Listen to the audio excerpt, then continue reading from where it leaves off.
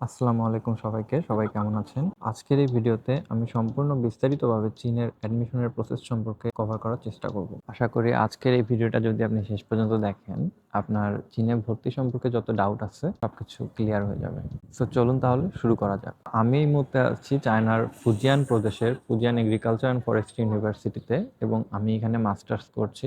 এই ভিডিওটাকে আমি ২ পার্টে ভাগ করব। প্রথম পার্টে আমি আলোচনা করব আন্ডারগ্রেডের অ্যাডমিশন নিয়ে এবং দ্বিতীয় পার্টে আমি আলোচনা করব বিস্তারিতভাবে মাস্টার্স এবং পিএইচডির অ্যাডমিশন নিয়ে। কারণ পিএইচডি এবং মাস্টার্সের অ্যাডমিশনটা অনেক ব্যাপক। এইখানে অনেকগুলো বিষয় ইনক্লুড থাকে। বিষয়গুলো নিয়ে আমাকে বিস্তারিতভাবে আলোচনা করতে হবে।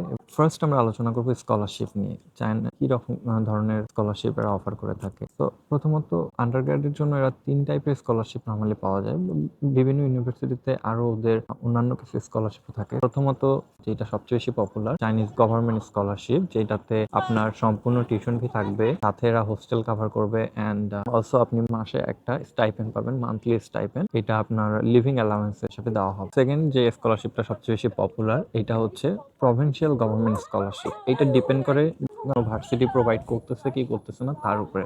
অ্যান্ড থার্ড স্কলারশিপ যেটা সবচেয়ে বেশি অ্যাভেলেবেল টু ইন্টারন্যাশনাল স্টুডেন্ট, এইটা হচ্ছে প্রেসিডেন্ট স্কলারশিপ, যেটা ইউনিভার্সিটি নিজেরা প্রোভাইড করে তাদের স্টুডেন্টদের জন্য।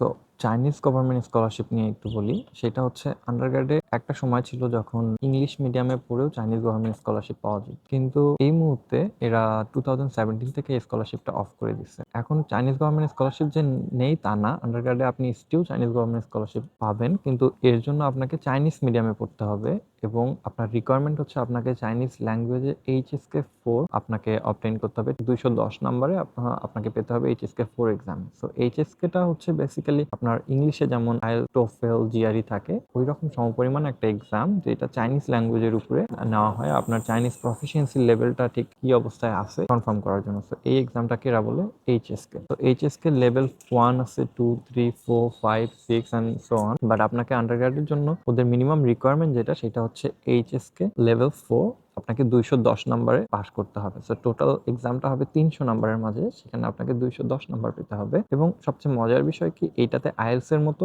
রাইটিং, লিসেনিং এবং স্পিকিং থাকবে, কিন্তু আপনাকে প্রত্যেকটা ডিপার্টমেন্টে পাস করতে হবে না। আপনি ওভারঅল যদি 300 এর মাঝে 210 পেয়ে যান তো আপনি কোয়ালিফাইড অ্যাপ্লিকেশন করার জন্য। সো যারা এই ভিডিওটা দেখতেছেন তারা হয়তো বা ভাবতেছেন যে চাইনিজ ল্যাঙ্গুয়েজে কিভাবে পড়বো, এবং আন্ডারগ্রেডের মোস্টলি 90% স্টুডেন্ট যারা আমার সাথে কন্ট্যাক্ট করছে বিফোর, সবাই বলছে যে ইংলিশ মিডিয়ামে আমরা পড়তে চাই। সো ইংলিশ মিডিয়ামের জন্য স্কলারশিপ আছে, কিন্তু এই স্কলারশিপগুলো হয়তো বা সিএসসির ইকুয়াল হবে না। এগুলো আপনাকে কভার করবে আপনার যদি আপনি টাইপ এ, যেমন কিছু ইউনিভার্সিটি থাকে টাইপ এ তে, এরা কভার করে হোস্টেল ফি এবং আপনার টিউশন ফি সম্পূর্ণ ফ্রি। এবং সেকেন্ড ইয়ারে আপনি যখন যাবেন তখন আপনার আবার পারফরমেন্সের উপরে এটার এভলিউশন হবে। বা মোস্টলি ইউনিভার্সিটি শুধু টিউশন ফিটা কভার করে, ডরমেটরি খুব কম কভার করে। এদের আবার কিছু ইউনিভার্সিটিতে থাকে স্কলারশিপের বিভিন্ন ক্যাটাগরিজ থাকে, যেমন টাইপ এ তে হয়তো বা এরা কভার করবে টিউশন ফি এবং ডর্ম। কিছু ইউনিভার্সিটিতে থাকবে টাইপ বি তে এরা কভার করবে জাস্ট টিউশন ফি, এবং টাইপ সি তে হয়তো বা কভার করবে half of the tuition fee. তো এটা ভ্যারি করে কোন ইউনিভার্সিটিতে যাচ্ছেন এবং তাদের যে রুলস এবং রেগুলেশন